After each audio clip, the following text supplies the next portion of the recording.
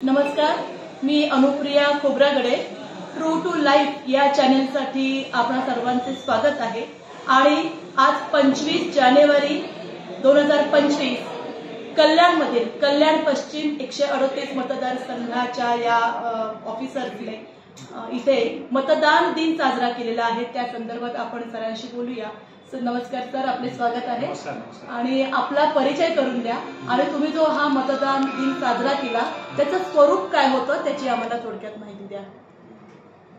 मी प्रभारी निवडणूक नायब तहसीलदार 138 कल्याण पश्चिम विधानसभा मतदारसंघ. माझे नाव आहे गंगाधर संतोष अहिरे. माझ्याकडे 138 कल्याण पश्चिम विधानसभा मतदारसंघाचा प्रभारी म्हणून चार्ज आहे. आज आपले 25 जानेवारी 2025 हा आपला 14वा राष्ट्रीय मतदार दिवस आपण आज साजरा करतोय. पूर्ण ऑल इंडियामधून आज साजरा होत आहे. आज कल्याण पश्चिम विधानसभा मतदारसंघामध्ये आपण ज्या महाविद्यालय आहेत किंवा कॉलेजेस आहेत आपल्या आणि कॉलेजेस व्यतिरिक्त जे शाळा आहेत म्हणजे जे मतदारांची वय 18 पूर्ण झालेले आहेत त्यांनी मतदार यादीत नाव नोंदणी करावी, लोकशाही बळकट करण्यासाठी पूर्ण प्रयत्न करावे यासाठी आपण विविध महाविद्यालयात आज कार्यक्रम घेतले. या कार्यक्रमामध्ये बिर्ला कॉलेज होते, HUS कॉलेज होते, आपले सोनवणे कॉलेज होते, त्या व्यतिरिक्त मातोश्री देवजीबाई हरिया कॉलेज होते. या कॉलेज त्या व्यतिरिक्त ज्या आपल्या मराठी स्कूल आहेत ADMCच्या तिथे आपण निबंध स्पर्धा, रांगोळी स्पर्धा आणि पोस्टर स्पर्धा या मोठ्या प्रमाणात घेतलेल्या आहेत. आणि आपले जे 3 सहाय्यक मतदार नोंदणी अधिकारी आहेत वार्डाचे जे आपले संदीप रोकडे साहेब आहेत त्यांनी बऱ्यापैकी चांगले कार्यक्रम घेतलेले आहेत. त्या व्यतिरिक्त वार्डातले सोनम देशमुख मॅडम आहेत, त्यांनी बिर्ला कॉलेज वगैरे इथे जाऊन स्वतः चांगल्या पद्धतीने कार्यक्रम राबवलेले आहेत राष्ट्रीय मतदार दिवसाचे. आणि या व्यतिरिक्त वार्डाचे जे आपले जे धनंजय थोरात सहाय्यक मतदार नोंदणी अधिकारी तथा प्रभाग क्षेत्र अधिकारी आहेत त्यांनी चांगल्या पद्धतीने सोनवणे कॉलेजला ही स्पर्धा राबवलेली आहे. याचा उद्देश असा आहे लोकशाही ही जास्त बळकट व्हावी. बऱ्याच वेळेस लोकसभा विधानसभेच्या निवडणुकीमध्ये आपलं जे पोलिंग पर्सेंटेज होते ते जास्त असं 40-50% पर्यंत जाते. म्हणजे 100 वोटर्स मागे फक्त 50% लोक वोटिंग करतात, 50% करत नाही. लोकांना जनजागृती घडावी, पोलिंग पर्सेंटेज वाढवावे, लोकशाही अधिक बळकट व्हावी याकरिता हा राष्ट्रीय मतदार दिवस आपला साजरा केला जातो. यासाठी भारत निवडणूक आयोगाचे आम्ही अत्यंत आभारी आहोत. या निमित्ताने कमीत कमी मोटिवेशन तरी मिळतं मतदारांमध्ये, विद्यार्थ्यांमध्ये, ज्यांचं वय नवीन तरुण मतदार त्यांच्यामध्ये. तर आम्ही आज ज्या मतदारांचे वय 18 पूर्ण झालेले होते अशा मतदारांचे कमीत कमी 1000 ते 1500 नाव नोंदणी करून त्यांना तथा प्रभाग क्षेत्र अधिकारी प्रभाग कल्याण डोंबिवली महानगरपालिका मित्र सहाय्यक आयुक्त थोरात साहेब, माझे सहकारी गायकवाड साहेब, अहिरे साहेब, निवडणुकीचा सर्व स्टाफ, या ठिकाणी ज्यांचा सत्कारासाठी निवड झालेली असे BLO पर्यवेक्षक यांचं सर्वप्रथम मी या ठिकाणी स्वागत करतो. 25 जानेवारी 1950 या दिवशी आपल्या भारत निवडणूक आयोगाची स्थापना झाली आणि तेव्हापासून अविरतपणे इलेक्शन कमिशन ऑफ इंडिया जो आहे तो लोकसभा आणि विधानसभेच्या निवडणुका घेण्याचं काम करत आहे. आपल्याला निवडणूक म्हटलं की सर्वसामान्य माणसाला असं वाटतं की मतदान घ्यायचं आणि मतमोजणी करायची, परंतु इतकं सोपं ते नाही आहे. आताच आपण नुकतंच या प्रक्रियेमध्ये जे BLO आहेत ते देशपांडे सरांनी आता मनोगत व्यक्त केलं. आणि खरं सांगतो की आता थोरात साहेब असतील, आमचे सगळी मंडळी असतील, तर हे सगळे आम्ही दिवस रात्र काम करत होतो.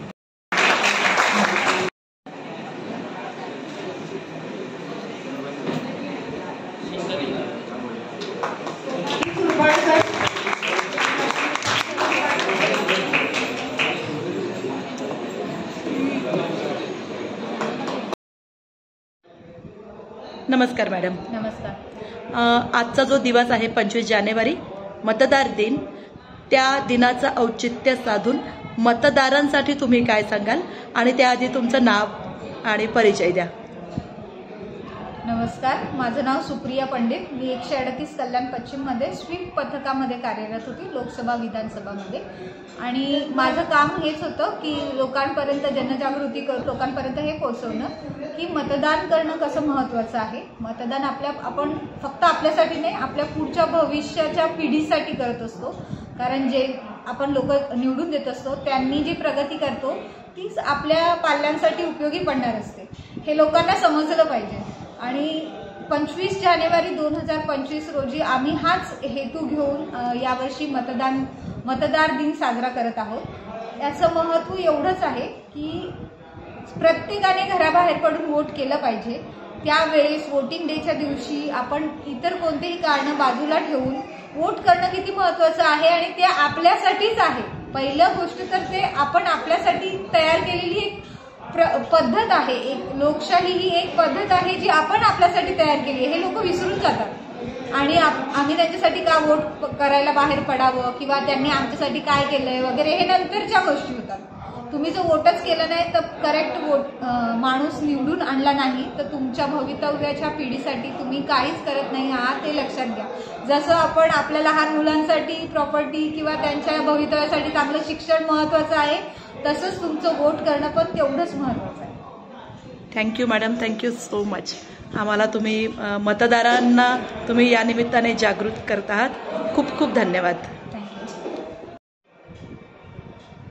उज्ज्वल भविष्य उद्याचा येणारा तरुण तरुणींनी एक मी त्यांच्यासाठी म्हणजे माहिती देतो की नवीन वारी नवीन दिशा, मतदान आहे उद्याची आशा. खूप छान sir, thank you so much. Dinesh Bhalerao, Subhash उमरे.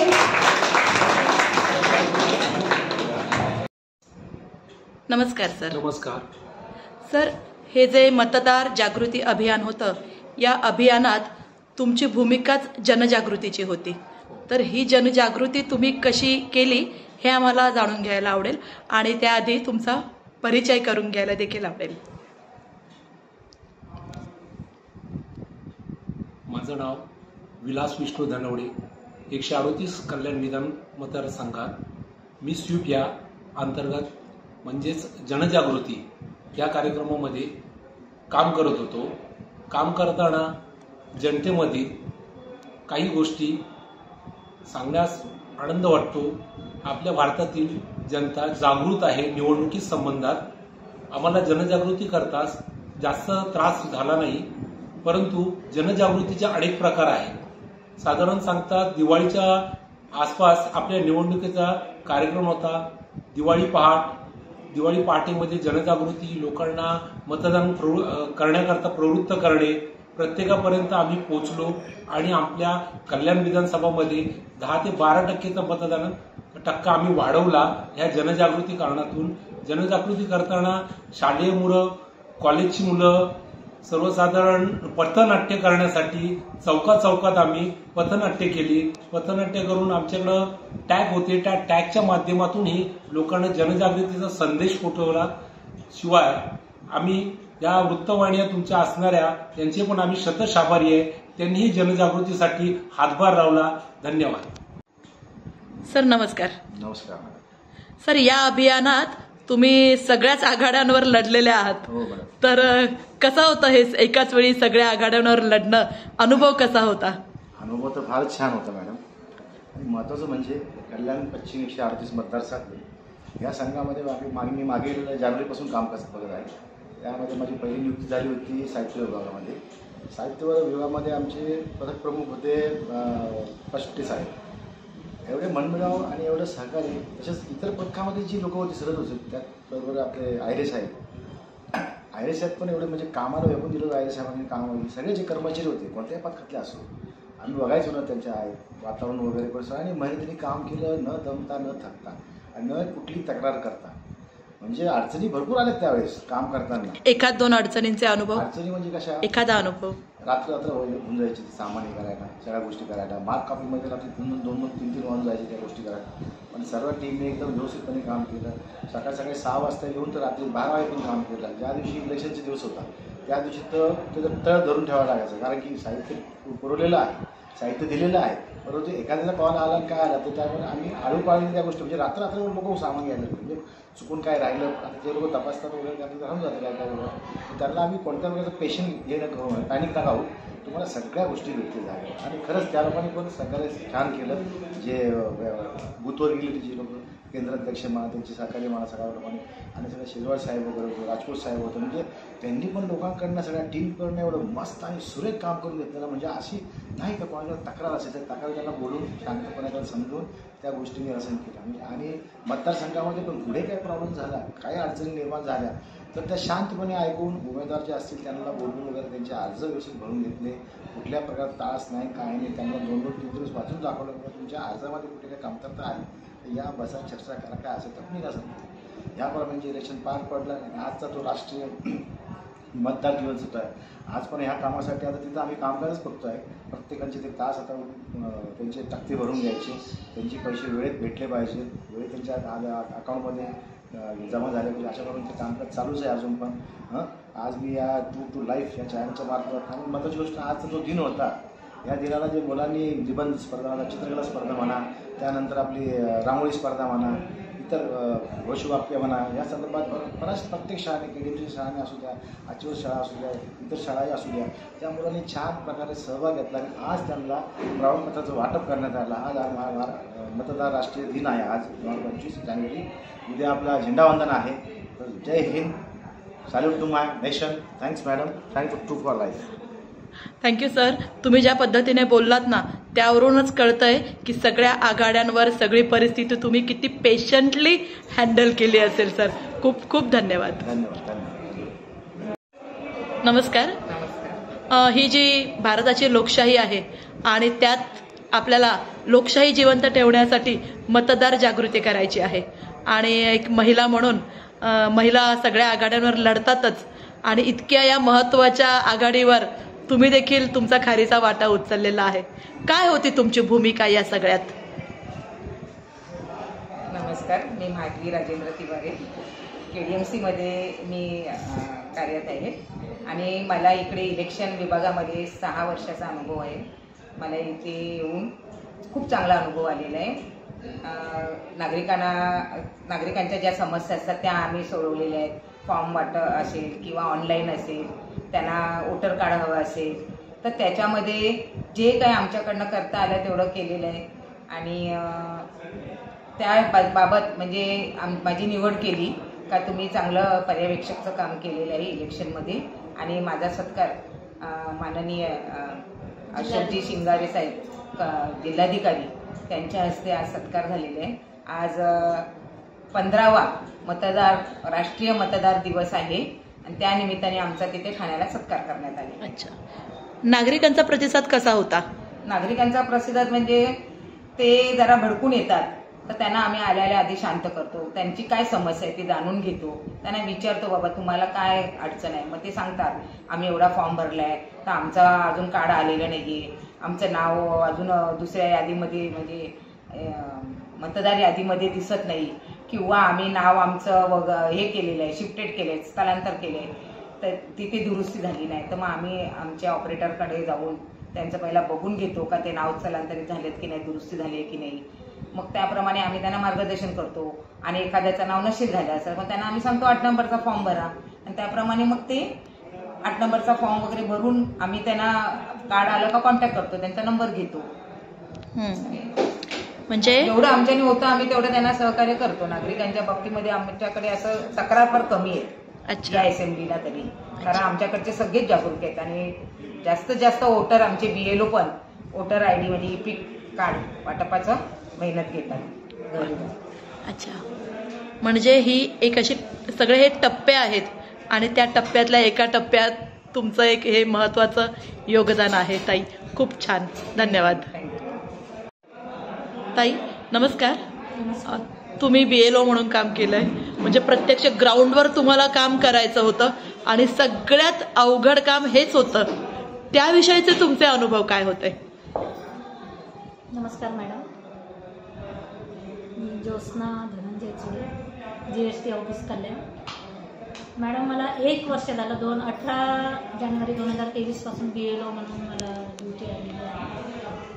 मागच्या इलेक्शनमध्ये पण आता. तर मॅडम BLOचं काम करणं म्हणजे खूपच कठीण आहे. म्हणजे कसं लोकांच्या घरोघरी जाणं, त्यांना विचारणं का तुम्ही म्हणजे इलेक्शन फॉर्म भरला आहे की नाही, नसेल भरला तर मी तुम्हाला मार्गदर्शन करते, मी तुमचा फॉर्म भरून घेते. आणि त्यानंतर ते मला प्रश्न विचारायचे. म्हणजे याच्यापासून फायदा काय आहे मॅडम?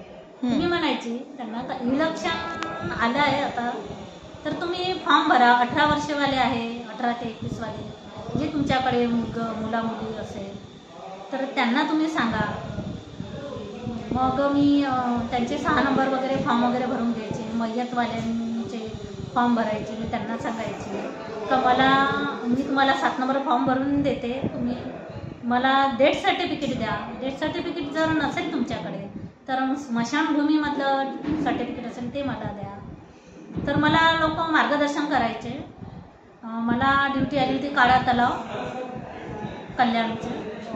तर काही लोक म्हणजे पावसाच्या वेळेस अक्षरशः बाहेर उभं करायचे. 2023ला खूप पाऊस आला जुलैमध्ये.